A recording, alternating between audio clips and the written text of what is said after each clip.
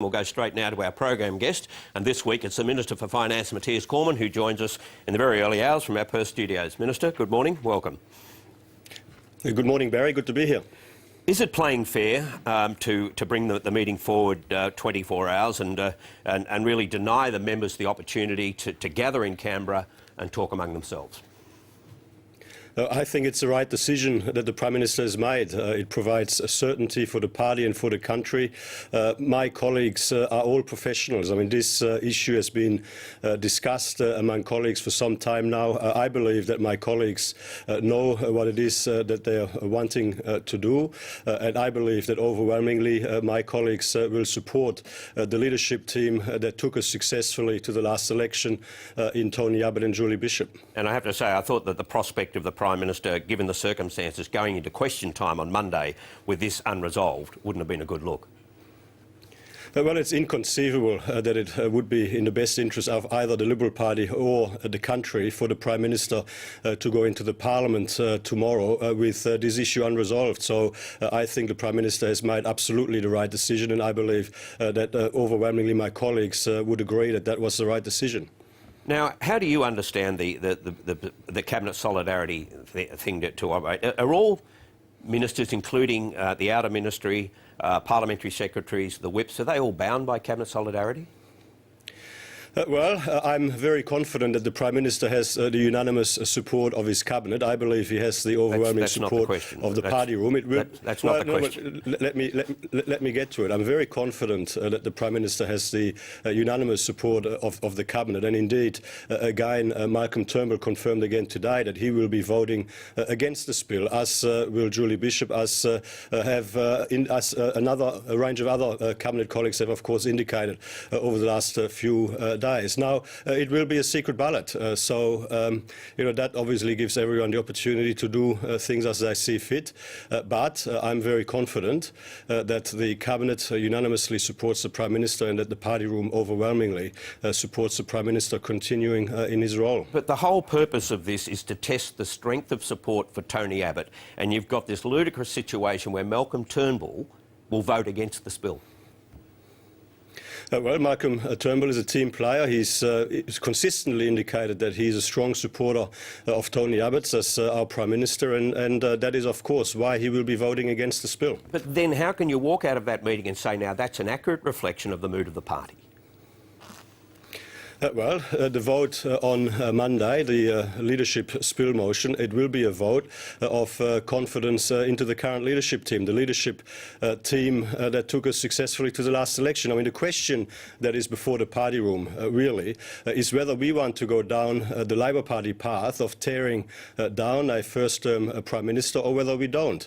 My view is that Tony Abbott and Julie Bishop, having worked extremely hard to take us successfully from opposition into government, deserve the opportunity to turn this situation around, and that is why I will be voting against the spill motion, to support Tony Abbott and Julie Bishop and to support the current leadership team working to turn the situation around. Right, that's your view. It's clearly not the view of the public.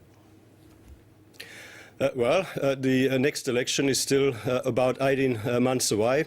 The Prime Minister has been written off before. The Prime Minister back in 2007 was told that his political career was over, and he's come back stronger and better.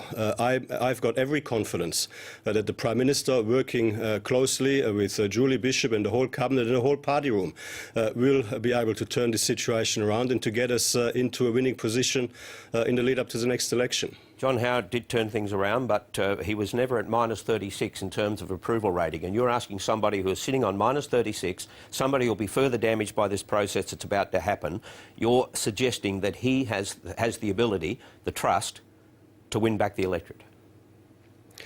On Monday last week, the Prime Minister set out a strong and clear direction for the government in 2015, which will build on the achievements we made in 2014. I have every confidence that the Prime Minister, working closely with his Deputy Julie Bishop and the whole Cabinet and the whole party room, party organisation, will be able to turn the situation around and get us into a winning position, absolutely. Has anyone in the ministry ever complained to you about the budget? Have they complained, have they suggested to you that it was unfair? No, we are having constructive conversations in the ministry and in the party all the time about how we can do better moving forward, how we can further develop some of the policy proposals we've put forward, and that is, of course, the normal process. So no ministers have ever said to you that there's a perception of unfairness in the budget? No minister has ever said to me that the budget was unfair, that's right. What does that say to you about their political antenna when you look at what the polls suggest? And you look at the response to the budget. The truth is this. We inherited a very challenging situation back in 2013. A weakening economy, rising unemployment, a budget position which was rapidly deteriorating. So as well as implementing the policies that we took to the last election of scrapping the mining tax, scrapping the carbon tax, stopping the boats and the like, we also had to make some difficult, though we would say necessary decisions to protect our living standards and to build a better opportunity for the future. Now that has clearly not been popular in all parts, and that has been reflected in the polls. Now we've got to listen, and we've got to learn, and we've got to adjust. But fundamentally, I mean, when you've got a circumstance where under Bill Shorten, the Labour Party is opposing even their own savings, $5 billion of their own savings, which they initiated and banked in their last budget, but never legislated, they're now opposing in the Senate. When you're dealing with a circumstance like that, and you're committed to strengthening the economy, creating more jobs, repairing the budget, then obviously that is a challenging context in which to operate. And you did say a lot about repairing the budget and the debt and deficit crisis. In 2012, the coalition promised to reduce debt by $30 billion. In 2014, you delivered an increase of around $60 billion.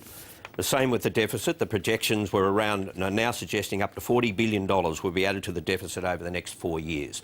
Can you understand why people are disappointed that you haven't been able to match your rhetoric? Well, I mean, obviously, since we came into government, and even in the period since the budget last year, global economic headwinds have significantly added to the challenge, as have the negotiations and delays in the Senate. Now, the truth is, commodity prices, like the iron ore price, going from a high of $180 a tonne down to about $60 a tonne now, that would have happened irrespective of who is in government. The important point here, though, is that we are working to get our budget under control in order to strengthen the economy, whereas the previous Labour government continued to ramp up expenditure at a time when clearly revenue was starting to fall. Joe Hockey was mentioned this morning that he could possibly be cast overboard to bring Malcolm Turnbull in and settle the whole thing down. What did you make of that? Joe Hockey has the full and complete support of the Prime Minister. That story is wrong. Can I just ask you too about the approach to the next budget, because clearly it's going to be difficult to match political realities with economic necessities. Tony Abbott said during the week that the government would slow the rate of the increase in spending. So spending will increase, but he will simply slow the rate. Is that the tactic? Well, that is what we've done. I mean, over the current forward estimate, spending in real terms, spending growth in real term is around 1% compared to 3.6, 3.7% under Labour. That is what we have been doing.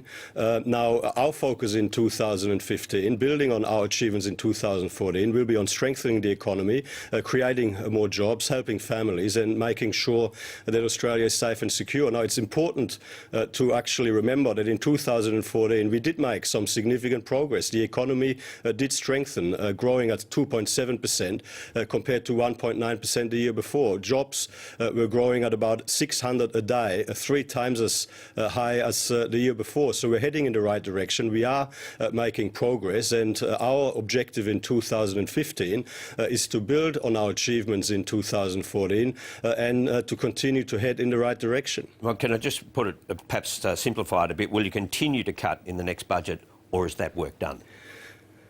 Obviously in 2014 we initiated a lot of structural budget reforms. In 2015 our focus will be wherever there is additional new expenditure on high priority areas, we will seek to offset that by reductions in expenditure on comparatively lower priority areas in the circumstances. But as the Prime Minister indicated in his press club speech, in our next budget we will not press ahead with repairing the federal budget at the expense of the household budget, and that is our focus. Minister, it's good to have you back, as you promised. Thank you.